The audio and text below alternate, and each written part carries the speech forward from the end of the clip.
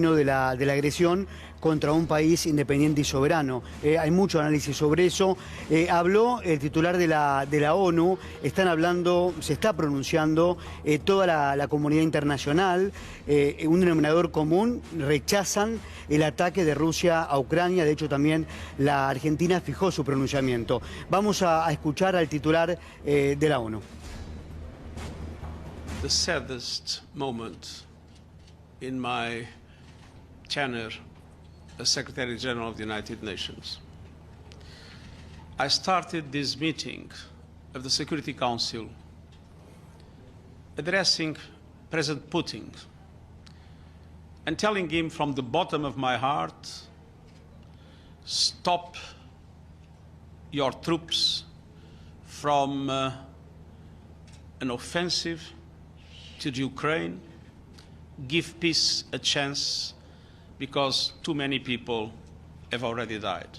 President Putin, in the name of humanity, bring your troops back to Russia.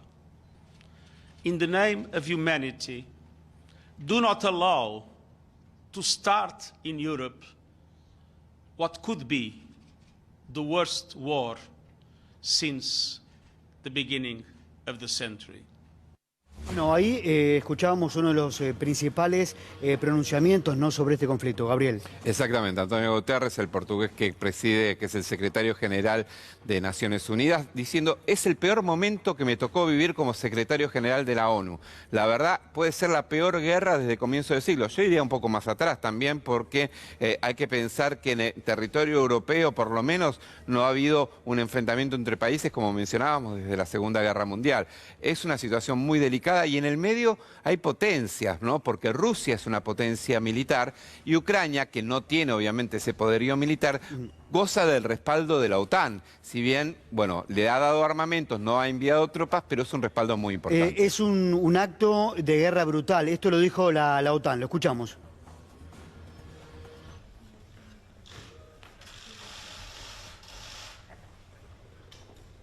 Russia has attacked Ukraine. This is a brutal act of war. Our thoughts are with the brave people of Ukraine.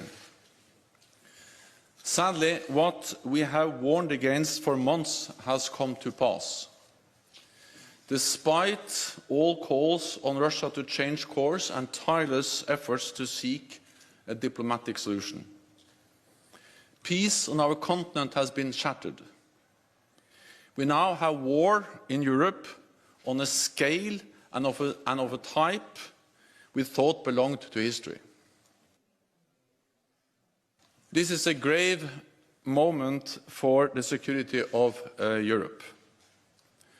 Russia's unjustified and unprovoked attack on Ukraine is putting countless innocent lives at risk. With air and missile attacks, ground forces and special forces from multiple directions, targeting military infrastructure and major urban centers. This is a deliberate, cold-blooded and long-planned invasion. Bien, ahora vamos a escuchar al presidente de Ucrania, pero antes marcar este punto, Gabriel. Me imagino que debe ser muy importante y especialistas en en noticias internacionales lo describían. Es clave, es importante las primeras 24, 48 horas de una guerra, donde ahí se va a saber si se prolonga o no se prolonga. A ver, hablemos de esto un minuto. Sí, sin duda. A ver, hay que ver el devenir de las próximas horas para ver qué curso toma esto. Esto es el ataque furtivo justamente a esas posiciones militares de Rusia sobre Ucrania, o si se trata de una guerra que se va a prolongar en el tiempo. Mucho va a depender sobre si Rusia decide hacer una invasión terrestre, porque ahí sí se desataría una guerra como las que hemos conocido en otras épocas. Lo que decía Stoltenberg recién tiene que ver con esto. La OTAN está unificada en este criterio de salir en respaldo de Ucrania y considerar el ataque de Joe Biden como una medida unilateral e irresponsable. Bueno, rompimos relaciones diplomáticas con Rusia. Esto lo dijo el presidente de Ucrania. Nos vamos a defender. Lo escuchamos. Розірвали дипломатичні відносини з Росією. Україна захищається і не віддасть своєї свободи, що б там не думали в Москві. Росія підло, самовбивче напала рано вранці на нашу державу. Так само, як це зробила фашистська Німеччина у роки Другої світової війни. Bueno, ahí yo escuchaba otro pasaje de un audio del presidente de Ucrania. Estuve llamando permanentemente al presidente ruso. Bueno, esa conversación no pudo darse. Hubo también como un pedido, ¿no?, de Ucrania a que esto no avance, a que el camino sea el diálogo, Gabriel. Sí, sin duda. Bueno, el tema es que están cortados, si bien ahora se produce la ruptura formal de las relaciones diplomáticas, hace rato que el diálogo entre Ucrania y Rusia están prácticamente cortados. De hecho, fíjense que en la previa de este desarrollo bélico que estamos viendo hoy, hubo toda una serie de reuniones para tratar de frenar una escalada de violencia y Ucrania no figuraba en la mesa de negociación. Era Rusia de un lado, del otro lado Estados Unidos y la OTAN.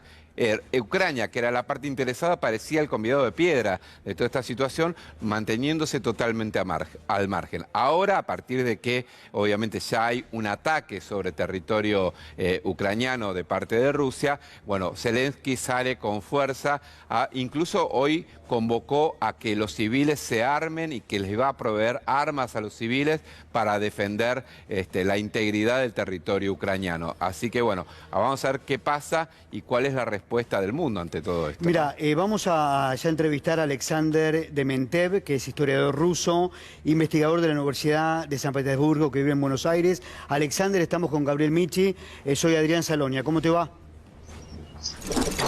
Hola, buenas tardes, ¿cómo están? Bueno, a ver, tu primer análisis sobre esta avanzada de Rusia sobre Ucrania. A ver, Alexander.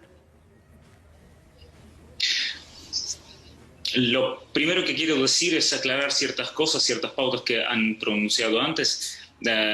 Primero, ¿por qué piensan? Claro, que no es la primera guerra en Europa después de la Segunda Guerra Mundial. Lo que tenemos que ver es que las guerras es algo habitual y es parte bastante común, lamentablemente, pero de todas las relaciones del ser humano. Las guerras acompañan toda la historia de los seres humanos y las guerras y las negociaciones son los dos lados de la misma moneda.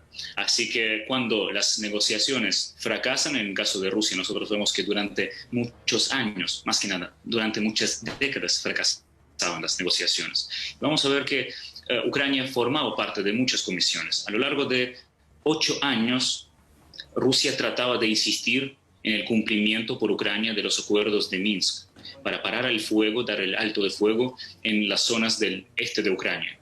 Los garantes de estos acuerdos fueron Alemania y Francia también, pero nadie pudo forzar a Ucrania a pacificar sus tropas y dejar de matar a la gente. Lo que pasa es que los medios y las noticias en general son muy selectivas y nosotros vemos únicamente lo que nos importa. Y de hecho, ayer nadie escuchó sobre Lugansk y Donetsk y mañana todo el mundo se va a olvidar de ellos. Nosotros vamos a vivir con esto y vivimos con esto desde hace décadas. Hace 8 años empezó la agresión de Kiev, de las tropas de las Fuerzas Armadas de Ucrania contra la población de estas regiones, liderados con las ideas nacionalistas, extremistas, ultraderecha. Ellos trataban de eliminar y hacer una limpieza étnica en estas regiones. Y lo hacían efectivamente, bombardeando constantemente las casas, las familias de esta región. Lo que no aparecía en las noticias es una falla, sí. No, justo lo que estabas indicando. A ver, los habitantes de estas dos regiones separatistas, tengo entendido que le reclamaban a Putin que avance con las tropas, sobre todo en esa región, o que avance la decisión ya de llegar a la capital de Ucrania. Hubo un pedido de los habitantes de esa región, de esas dos regiones separatistas, ¿no? El pedido hubo durante 8 años y Rusia no se intervenía. Rusia trataba de mantener la integridad de Ucrania y apoyaba todas las opciones y los canales pacíficos de arreglar la situación. Pero ante el incumplimiento de estas posiciones, y además Ucrania en los últimos meses fue inflamada por las armas de los Estados Unidos, que obviamente que no quieren defender a Ucrania, no les importa Ucrania, como no les importó Afganistán, no les importó Irak y no les importa nada de lo que deciden los destinos en estos países. Lo que pasa es que les importaba para vender estas armas. Creo que Ucrania tiene una cuenta muy larga que tiene que pagar durante mucho tiempo porque los Estados Unidos no hacen la ayuda y los auspicios gratis.